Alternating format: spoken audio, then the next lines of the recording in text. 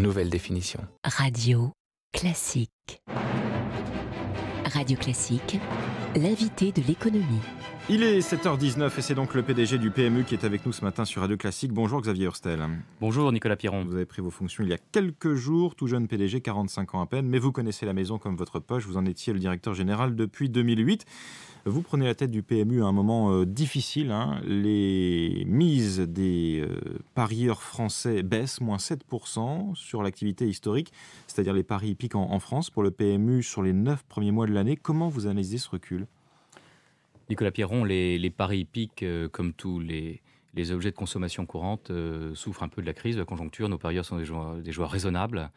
Et lorsque la conjoncture est mauvaise, crise de la consommation, évidemment, ils parient un peu moins. Donc c'est pour ça qu'on a des chiffres en baisse sur la France. Maintenant, on est heureux de pouvoir les compenser par deux vecteurs de croissance qui sont importants et qui devraient aller en croissance, qui est l'international. Le pari sur les courses françaises s'exporte bien, ce sont des courses de très bonne qualité.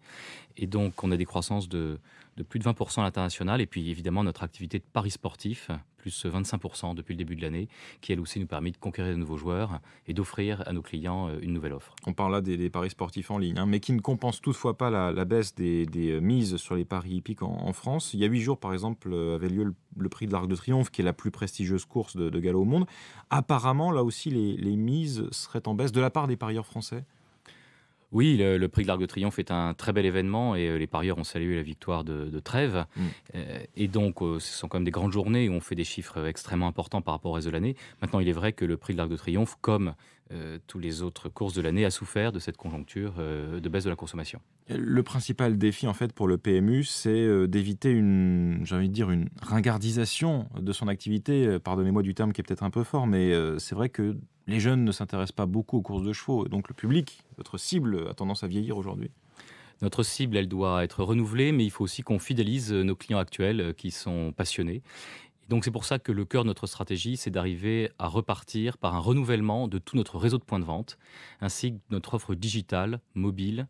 On est un des premiers clients sur mobile pour toute l'offre qu'on peut donner à nos parieurs.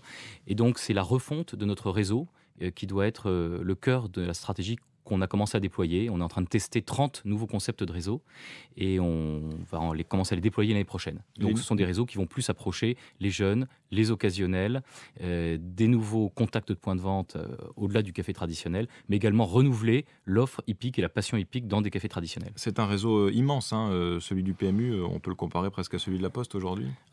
Écoutez, pour la première fois, on va avoir plus de points de vente que la Poste, puisque chaque jour, nous ouvrons un nouveau PMU.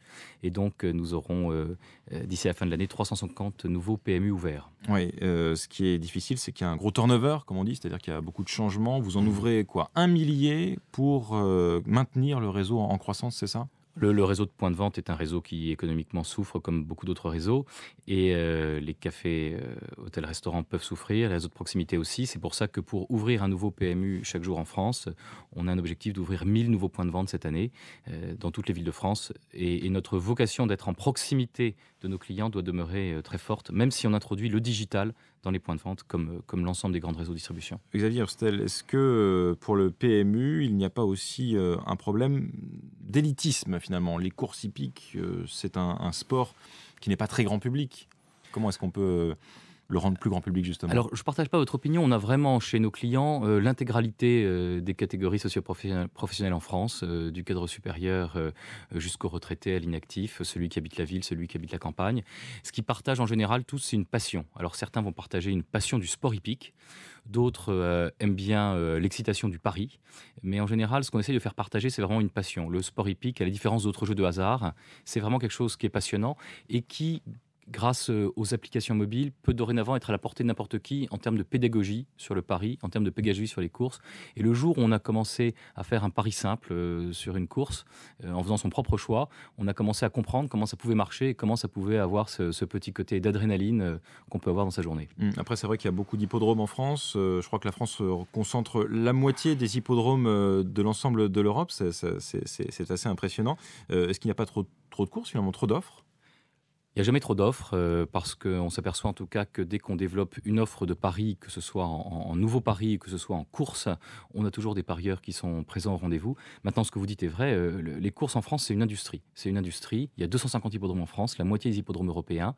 L'exportation des grands chevaux de course est une vraie industrie de croissance pour la France. Il y a près de 70 000 emplois dans la filière.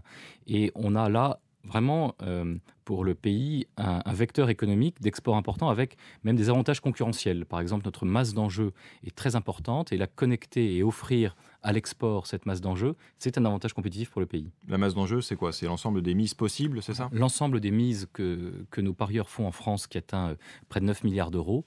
Et lorsque nous proposons à des opérateurs étrangers de se connecter à cette masse de mise pour jouer aussi, on a un avantage compétitif sur des concurrents britanniques, irlandais, australiens. Et tout ça se fait évidemment pour le bien de la balance extérieure française. Je parlais des épreuves et de leur côté peut-être un peu technique pour ceux qui ne sont pas passionnés par les chevaux. C'est vrai que quand on regarde une course de chevaux à la télé, ce qui est possible aujourd'hui, on a du mal à les distinguer, par exemple, alors que dans d'autres pays, il y a des systèmes qui peuvent permettre justement de suivre son favori, justement. Alors le renouvellement de la présentation de ce sport, c'est évidemment un vecteur également de croissance dans le marketing sportif, et avec les sociétés de course, on va développer des systèmes de tracking qui vont permettre, comme dans tous les autres sports, le rugby, le cyclisme, le tennis, de prendre le digital, la représentation digitale, et d'arriver à mieux montrer ce qui se passe sur un hippodrome, à savoir quel est le cheval qui est en tête lorsqu'on est de l'autre côté sur la ligne droite, à savoir comment les chevaux se positionnent entre eux, et redonner un côté ludique ou aussi un maximum d'informations aux parieurs et même aux néophytes qui va découvrir les courses grâce à cela. Et ça, techniquement, comment ça marche, le tracking? On met une puce sur le jockey ou sur le cheval? Le tracking, c'est un système de GPS. On met effectivement une puce sur le cheval. Et comme maintenant, la géolocalisation permet énormément de développements digitaux, on va pouvoir utiliser cela à la fois pour les parieurs qui vont mieux voir et puis à la fois aussi pour les entraîneurs qui vont avoir bien plus de données objectives sur l'accélération de leurs chevaux et de données techniques qui sont très propres à l'entraînement. Pourquoi ça n'était pas possible jusqu'à aujourd'hui, ce tracking? Parce que le milieu du cheval, des courses hippiques en France, est un petit peu conservateur?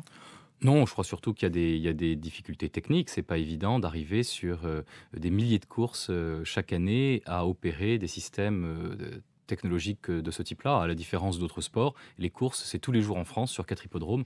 Et donc, on a des dimensions qui sont industrielles par rapport à d'autres sports. Bon, ça, c'est pour pas fâcher votre actionnaire France Gallo qui gère justement l'ensemble des courses hippiques en France. Xavier Hurstel, un mot de l'international. On disait que les paris hippiques français intéressaient les étrangers. Est-ce que le PMU, inversement, peut, lui, devenir un opérateur international? C'est déjà le cas en partie. Est-ce qu'il peut faire plus? Le PMU exporte beaucoup les courses françaises. On a une trentaine de pays qui achètent ces courses françaises. Il est évident qu'un vecteur de croissance va être aussi d'être en direct à l'international, puisque c'est un métier d'intermédiation, et quand on peut être en direct auprès de nouveaux clients, eh bien nos marges sont meilleures. On a commencé l'année dernière par l'acquisition d'un opérateur en Belgique, Eurotiercé. Et on va poursuivre cette politique et on a des projets intéressants en matière de B2C direct sur plusieurs continents d'ailleurs par rapport à l'Europe. On parle de l'Afrique du Sud notamment? Non, on parle éventuellement de l'Amérique, on peut parler de l'Afrique en général, mais l'Afrique du Sud, elle, est un très grand opérateur de courses déjà, dont on est partenaire. On n'a pas de visée particulière sur l'Afrique du Sud. Bon, merci d'avoir été avec nous ce matin donc, pour cette première intervention en tant que PDG du PMU. Xavier Hurstel avec nous, invité de l'économie de Radio Classique. Bonne journée. Avec